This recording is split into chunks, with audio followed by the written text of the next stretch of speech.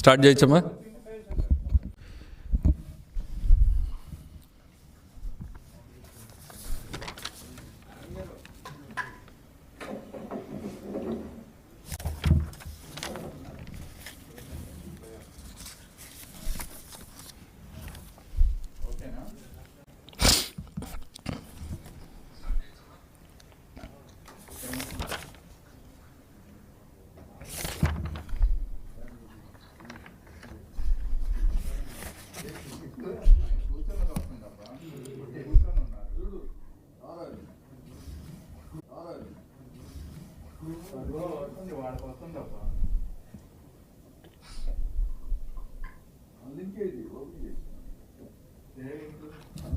ABL లింకే open చేశారు. Okay, start చేయొచ్చా?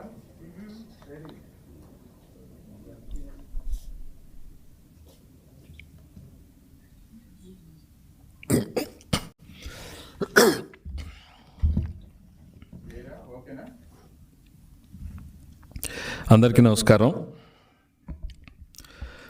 రాష్ట్ర ప్రభుత్వం 10,000 మెగావాట్ల సోలార్ పవర్ టెండర్లను పిలిచి 9,000 మెగావాట్లని అదానీ కంపెనీల ద్వారా దొడ్డిదారిన కొనేటువంటి ప్రయత్నం చేయడాన్ని, దానిలో జరిగినటువంటి అవకతవకల్ని నేను ఎత్తి చూపడం జరిగితే ప్రభుత్వం నుంచి సమాధానం రాకుండా ఒక స్టేట్మెంట్ మాత్రం రిలీజ్ చేశారు. ఆ స్టేట్మెంట్లో ఎక్కడా కూడా నేను లేవనెత్తినటువంటి అంశాలకు కానీ, ప్రశ్నలకు కానీ, సూటిగా కానీ, స్పష్టంగా కానీ సమాధానాలు చెప్పకుండా, సంబంధం లేనటువంటివి, ఈ అంశానికి దూరంగా ఉన్నటువంటి అనేక అంశాలని ప్రస్తావించి తప్పుదోవ పట్టించేటువంటి ప్రయత్నం చేశారు. ఎందుకు అనంటే వారు చేస్తున్నటువంటిది సరైనటువంటిది కాదు, తప్పు చేశారు కాబట్టి తప్పించుకు తిరుగుతున్నారు అనేటువంటిది నేను స్పష్టంగా తెలుసుకున్నా. ఈ ప్రెస్ మీట్ కూడా మంత్రి పేరు మీద రిలీజ్ చేశారు. కనీసం మంత్రి గారికి ఇందులో వాస్తవాలు తెలుసా?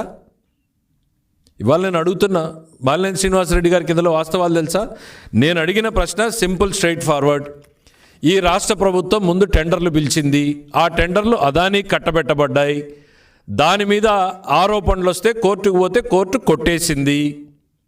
మళ్ళీ అదే అదానీ గారు ఢిల్లీలో SECI solar energy corporation of India ద్వారా ఎప్పుడో దాదాపు 22 నెలల క్రితం వేసినటువంటి టెండర్లు ₹2.93 వస్తే వీళ్ళకి వచ్చి ₹2.49 ఇస్తాను అని అంటే రాత్రికి రాత్రి మీరు ఒప్పుకున్నారు. నేను అడిగిన ప్రశ్నలు రెండు. సెకీ దగ్గర ఇవాళకి సెకీ అనేది నిరంతరం టెండర్లు పిలుస్తూనే ఉంటుంది. ఆ కార్పొరేషన్ ఎవరికి కావాల్సిన పవర్ వాళ్ళు వెళ్ళి కొనుక్కోవచ్చు.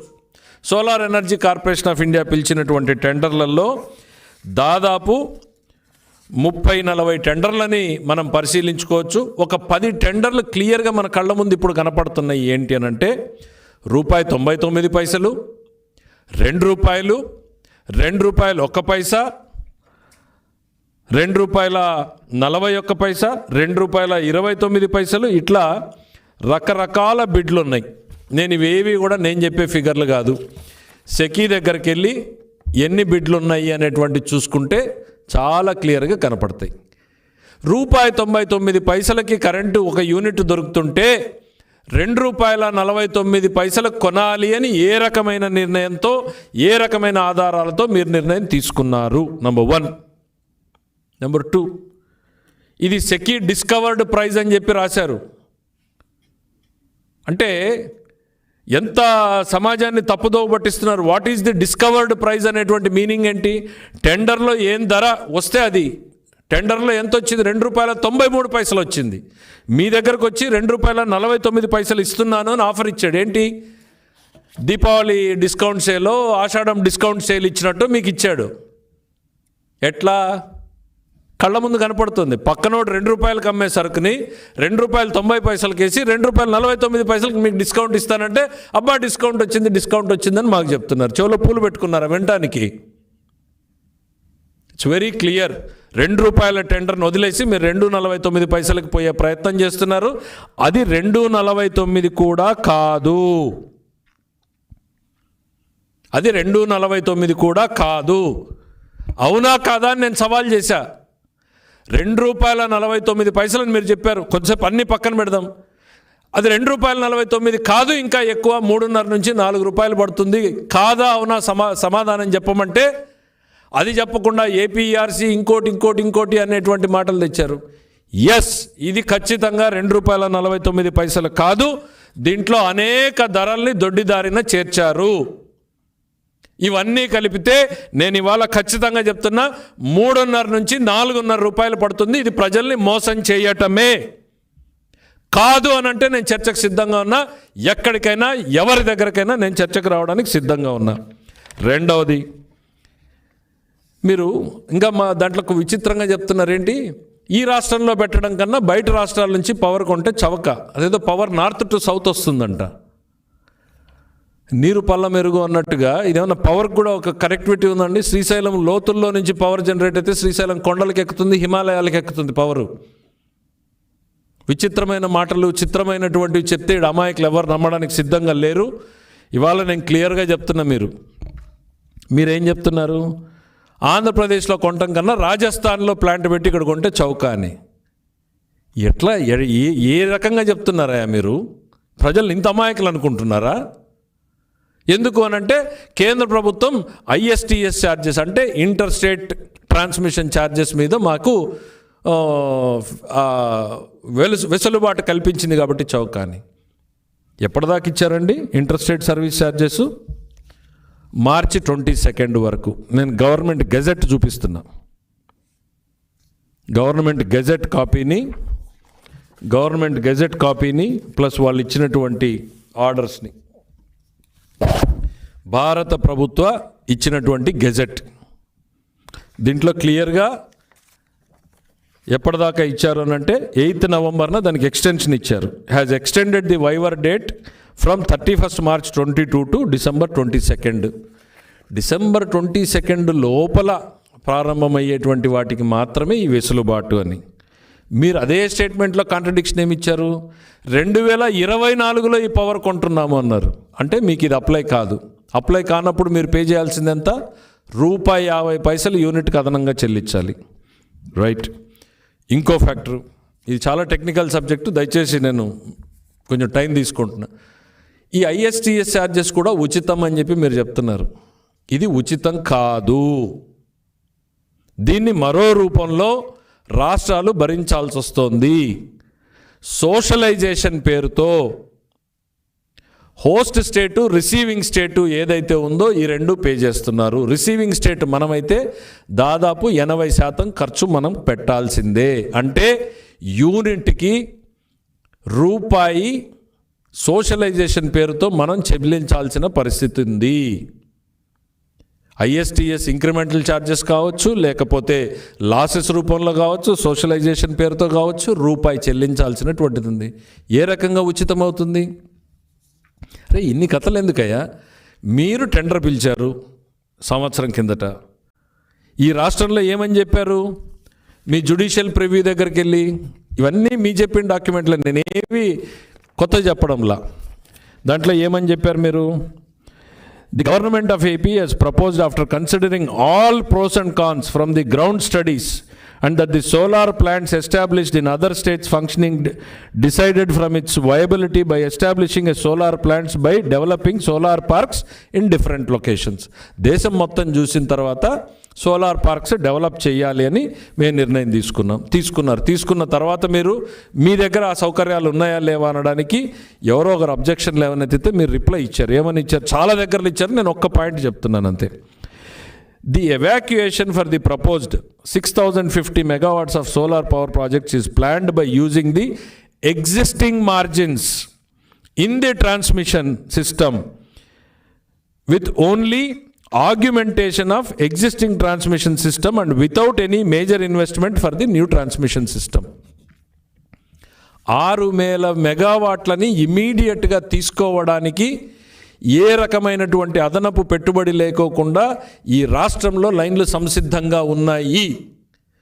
భూములు చంద్రబాబు హయాంలోనే ఏర్పాటు చేయడం జరిగింది. ట్రాన్స్మిషన్ లైన్లని, గ్రీన్ కార్డులని చంద్రబాబు సమయంలోనే ఏర్పాటు చేయడం జరిగింది. మీరేదో మేము అదనంగా పెట్టారంటున్నారు. ఫైన్. ఈ రాష్ట్రంలో ఇంత వ్యవస్థ ఉన్నప్పుడు మీరు పొరుగు రాష్ట్రాల నుంచి కొనాల్సిన పరిస్థితి ఏంటి? మాకు మళ్ళీ కథలు చెప్తారా? ఏమని? విజయవాడకి పవర్ రావాలంటే తమిళనాడు పోయి కర్ణాటక పోయి ఆంధ్రాకి రావాలని. ఏంటిది?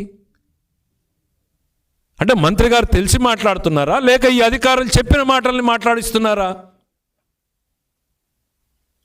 అరే అంటే దీన్ని ఒక అధికారి ఇట్లాంటివి మాట్లాడితే మాత్రం ఖచ్చితంగా క్రిమినల్ కేసెస్ పెట్టాల్సినటువంటి పరిస్థితులు ఇవన్నీ కూడా. తప్పుదోవ పట్టించడం ప్రజల్ని.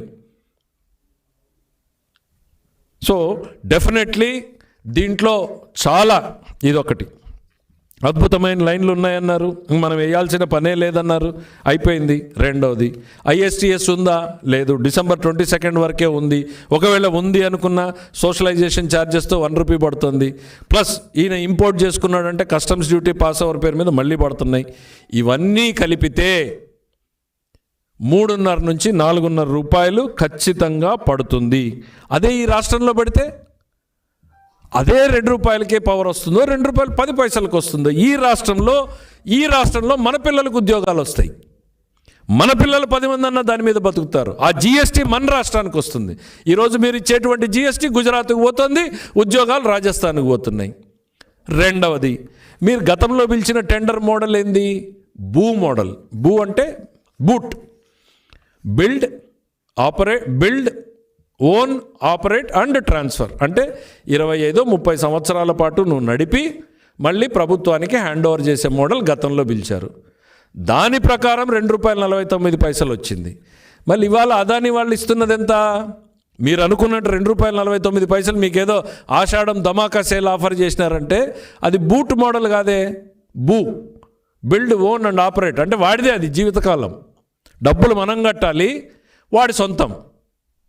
మీకేమన్నా మరి బాలినేని శ్రీనివాసరెడ్డి గారికి 30 ఏళ్ల తర్వాత వ్యక్తిగతంగా మీకు ట్రాన్స్ఫర్ చేస్తానని ఏమన్నా చెప్పాడా?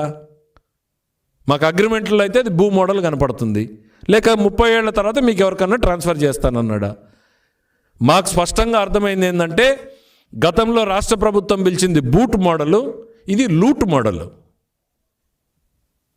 ప్రజాధనాన్ని లూటీ చేసేటువంటి మోడల్ ఇది.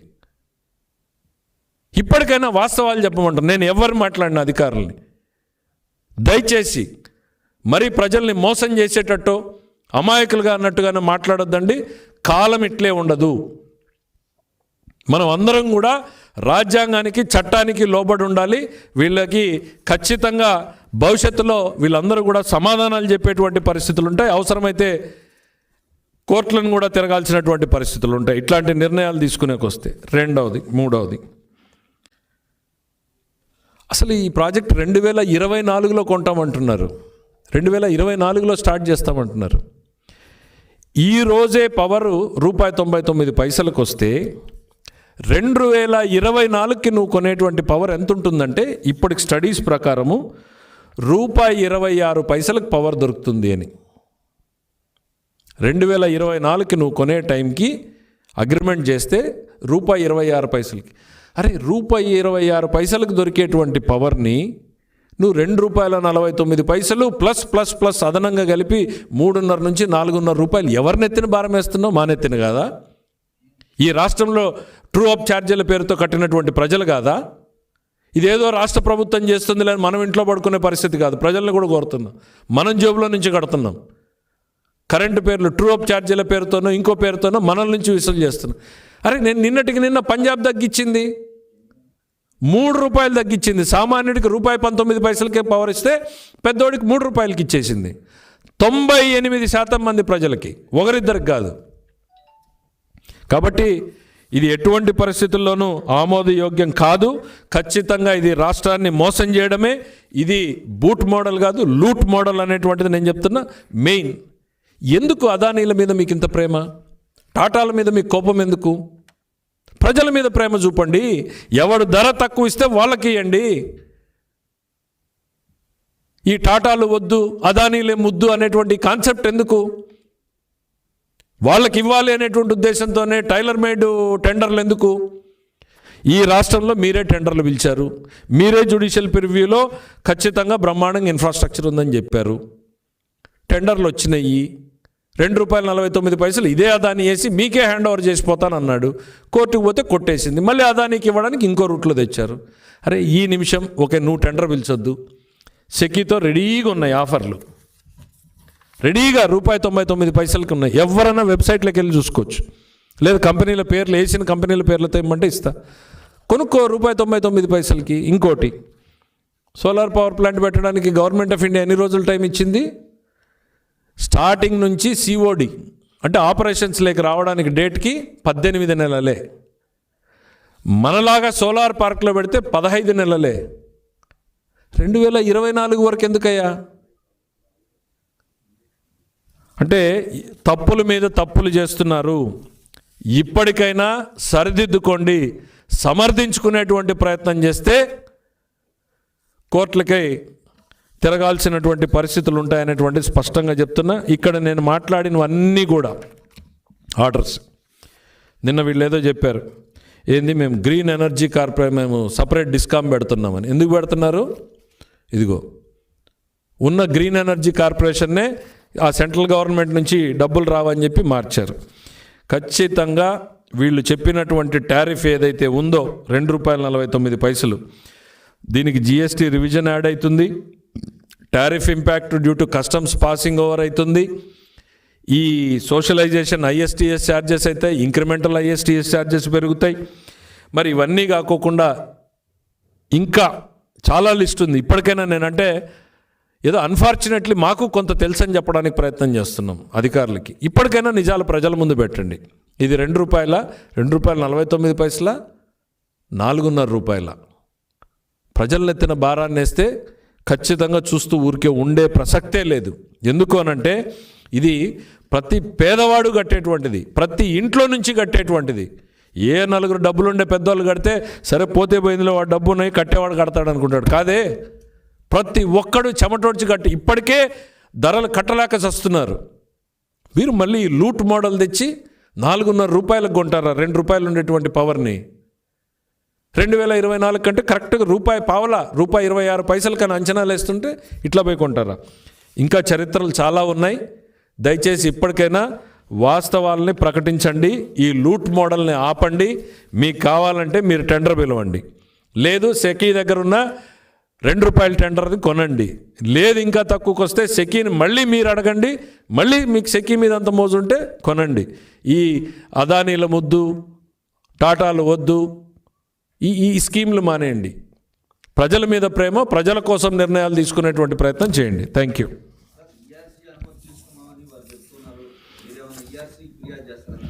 ఎక్కడ APERC అనుమతి వీళ్ళు కోరలేదు. వాళ్ళు ఇచ్చినటువంటి రిజైండర్లో కూడా ఆ రకంగా లేదు.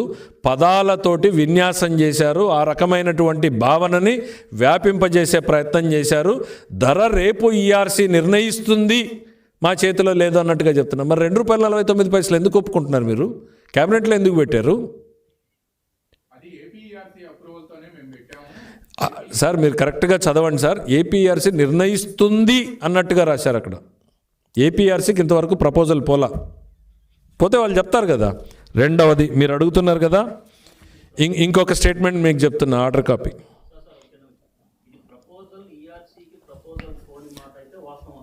100% ఈ ప్రపోజల్ APERCకి ఇప్పటిదాకా వెలుగు చూడలేదు.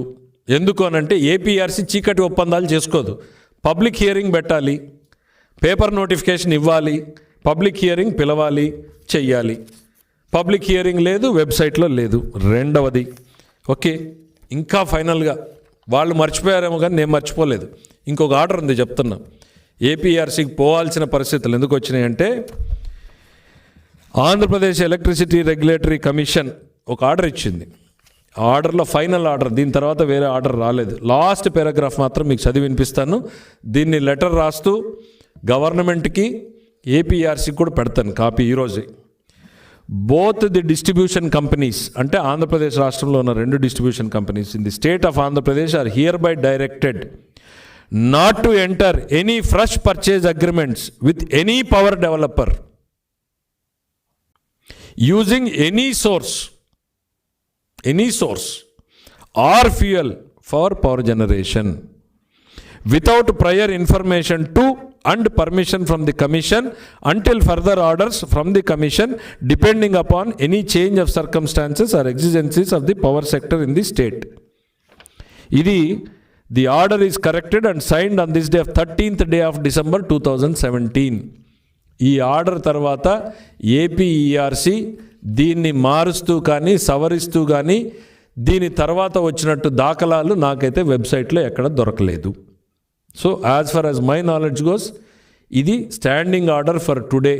మాకు తెలియకుండా, మా ముందస్తు అనుమతి లేకుండా ఈ 2 డిస్ట్రిబ్యూషన్ కంపెనీలు చేసుకోవద్దు అని చెప్తే దాన్ని దొడ్డిదారిన తీసుకురావడం కోసమే ఈ 3వ డిస్ట్రిబ్యూషన్ కంపెనీ. మీరు అడిగారు రైతుల మీద ప్రేమతోటి డిస్ట్రిబ్యూషన్ కంపెనీ పెడుతున్నారు. నో, ఐఎస్టీఎస్ ఛార్జెస్ అవైల్ చేయడానికి, రెండవది ఈ ఆర్డర్ని అవాయిడ్ చేయడానికి. అంటే ప్రజల్ని మోసం చేసేటువంటి అడుగడుగున ప్రజల్ని మోసం చేయడానికి, పేదవాడి బరువు పెంచడానికి, పేదవాడి కడుపు కొట్టడానికి మీ తెలివిని ఉపయోగిస్తారా? వాడికి 10 పైసలు తగ్గించే మార్గం చూడండి.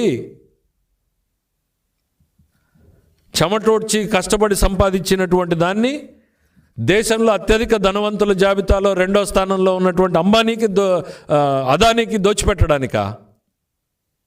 ఈ రాష్ట్ర ప్రభుత్వం ప్రజలు మనకు అధికారాన్ని ఇచ్చింది.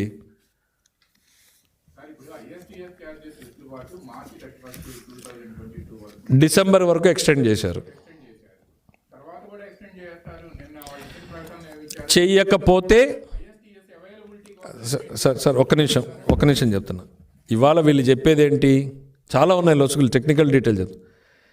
సెకీ అనేటువంటి కార్పొరేషను మేము ఇస్తున్నామని చెప్పింది. అసలు సెకీకి అధికారం లేదు. ఇచ్చేది ఎవరు? గవర్నమెంట్ ఆఫ్ ఇండియా తరఫున ఇదిగో మీకు ఈ డాక్యుమెంట్ చూపించినటువంటి మినిస్ట్రీ ఆఫ్ పవర్లో నుంచి ఈ ఆర్డర్ రావాలి. దానికి సపరేట్ గెజెట్ ఇచ్చి CERC central electricity regulatory commission వాడు ఇవ్వాలి. వాళ్ళు ఇప్పటిదాకా ఎక్స్టెండ్ చేసిండేది ఓన్లీ డిసెంబర్ 22 వరకు. కానీ సెకీ మాత్రం ఇచ్చేసామని చెప్పింది. వీళ్ళు నమ్మేశారు.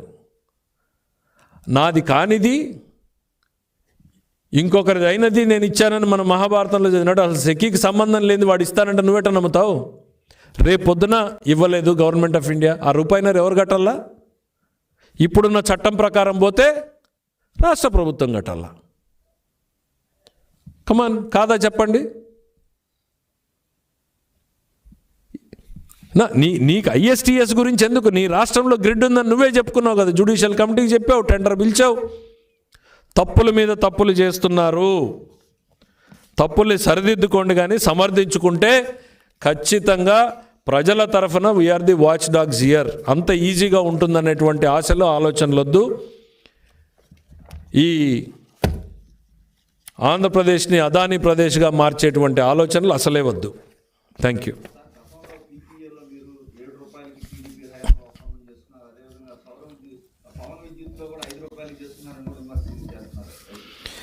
గతంలో చంద్రబాబు నాయుడు గారు చేసుకున్నటువంటి పీపీఏల మీద ఈ రాష్ట్ర ప్రభుత్వం వచ్చి 2.5 సంవత్సరాల తర్వాత ఏమైనా సాధించగలిగిందా?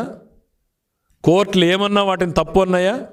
కేంద్ర ప్రభుత్వం తప్పందా? అన్నీ ఇది కరెక్టు అనేటువంటిదే కదా.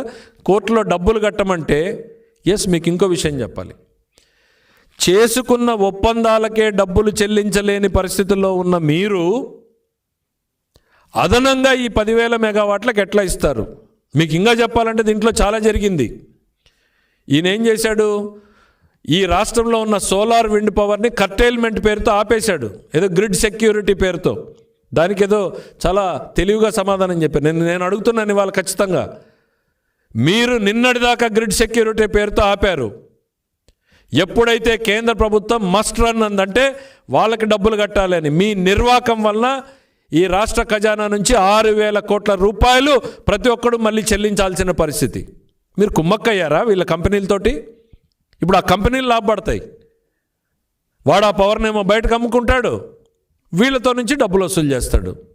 రాష్ట్ర ప్రభుత్వం బయట కొన్నదానికి డబ్బులు ఇవ్వాలి, వీళ్ళకి డబ్బులు ఇవ్వాలి. ఈ నిర్వాకం ఎవరిది? మీది కాదా? ఇవాళ మళ్ళీ అన్ని అద్భుతాలు ఏం జరిగిపోయినాయి? ఇవాళ వారం లోపలనే నీకు ఆర్డర్ వచ్చిన తర్వాత నేను ఛాలెంజ్ చేస్తున్నా, నువ్వు ఆపగలవా గ్రిడ్ సేఫ్టీ పేరుతో? ఎందుకు? ఇవాళ యు ఆర్ ఆన్సరబుల్. కేంద్ర ప్రభుత్వం చట్టం మార్చేటప్పటికి యు ఆర్ ఆన్సరబుల్. కళ్ళ ముందు అందరికీ తెలిసిపోతుంది, దొరికిపోతామని చెప్పేసి. అంటే మిమ్మల్ని ఎవ్వరూ అడిగేవాళ్ళు లేరు. అరే ప్రజల కోసం పనిచేయండి. పేదవాడి కోసం ఎలక్ట్రిసిటీ డిపార్ట్మెంట్ అంటే ప్రతి ఇంటి తలుపు తట్టేటువంటి శాఖ.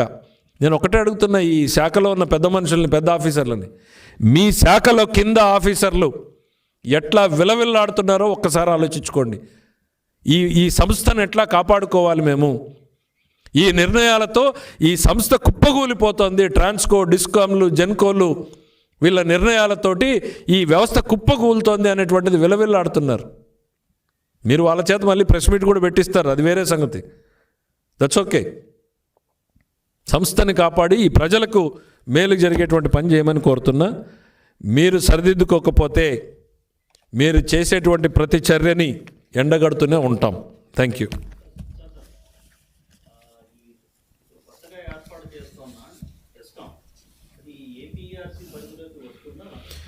ఏదైనా రావాల్సిందే. ఇంతకుముందు ఉన్నటువంటి మీకు ఇచ్చినటువంటి జీవోలో ఏం చేశారంటే గ్రీన్ ఎనర్జీ కార్పొరేషన్నే డిస్కామ్ కింద మార్చారు ఫర్ 2 రీజన్స్. ఒకటి, కేంద్ర ప్రభుత్వం నుంచి వచ్చేటువంటి ISTS బెనిఫిట్స్ రావాలి అని అంటే అది డిస్కామ్లకు మాత్రమే వర్తిస్తుంది కాబట్టి దాన్ని డిస్కామ్ కింద మార్చారు. రెండవది, ఈ రాష్ట్రంలో బహుశా వీళ్ళు నిద్రపోయింటారు, వీళ్ళకి ఈ ఆర్డర్ ఉందని కూడా తెలీదు. నేను చెప్తున్నా, తెలియదు కాబట్టే ఇంత ఫైల్ ప్రాసెస్ చేశారు. ఈ ఆగస్టు ఎప్పుడు ఇది 13th day of December 2017 order ఒకటి ఉందని తెలియదు కాబట్టే వాళ్ళు మా ముందస్తు అనుమతి తీసుకొని మీరు ప్రాసెస్ చేయకూడదు అని చెప్పింది. అయినా మీరు ప్రాసెస్ చేశారు. ఈ పాటికి అగ్రిమెంట్లు కూడా అయిపోయినాయేమో నాకు తెలీదు. చీకటి ఒప్పందాలే నడుస్తున్నాయి, జీవోలు వెబ్సైట్లో ఉండవు. వస్తాయి, ఏదో ఒక రకంగా APRCకి రావాలి, తప్పకపోతే కోర్టుకు రావాలి.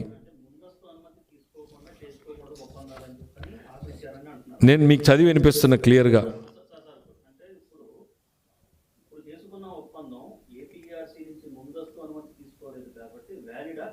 అంటే ఇక్కడ ఏముందంటే both the distribution companies in the state అని ఉంది. ఇది మూడవది కదా, మేము కొత్తది పెట్టామంటారు దాన్ని దాటించడానికి. But same order is applicable to them also. Because రాష్ట్రంలో కన్జంప్షన్ మారదు, కంపెనీలు పెరగచ్చు, కానీ రాత్రికి రాత్రి కొత్త కన్జ్యూమర్లు రారు, కొత్త కన్జంప్షన్ పెరగదు. 2 4 చేయొచ్చు, 4 6 చేయొచ్చు. ఇప్పుడు 2ని 3 చేశారు. కంపెనీ ఏదైనా కూడా రాష్ట్రంలో పవర్ కన్జంప్షన్ ఏదన్నా కూడా అన్ని కూడా 100% APRCకి రావాల్సిందే. దానికి కూడా ఈ ఆర్డర్ వర్తిస్తుంది, ఇప్పుడు దేశంలో చట్టం అనేటువంటిది ఒకసారి ఇచ్చిన తర్వాత అది కామన్ ఆర్డర్. బహుశా ఈ ఆర్డర్లు ఉన్నాయని కూడా వాళ్ళు చూడలేదు. ఫైల్ ప్రాసెసింగ్ శరవేగంతో జరిగారు. నేను మా వాళ్ళని అడిగారు, ఇంతవరకు సమాచారం రాలేదు అయ్యా, దీని మీద మీకు నోట్ ఫైల్ ఇవ్వండి అని అడిగాం. ఇంతవరకు దాని మీద రిప్లై లేదు. దీనికి మొత్తం సమాచారం ఇవ్వండి అన్నాం, నోట్ ఫైల్ లేదు. ఇవాళ లెటర్ రాసి కూడా పంపిస్తాను. ఇవి ఎందుకు, ఈ ఆర్డర్ ఒకటి ఉందనేది మీకు గుర్తు లేకపోయినా నేను గుర్తు చేస్తాను. కనీసం దాన్నైనా గౌరవిస్తారా లేక దాన్ని కూడా ధిక్కరించి ముందుకు పోతారా కూడా చూస్తాం. Thank you.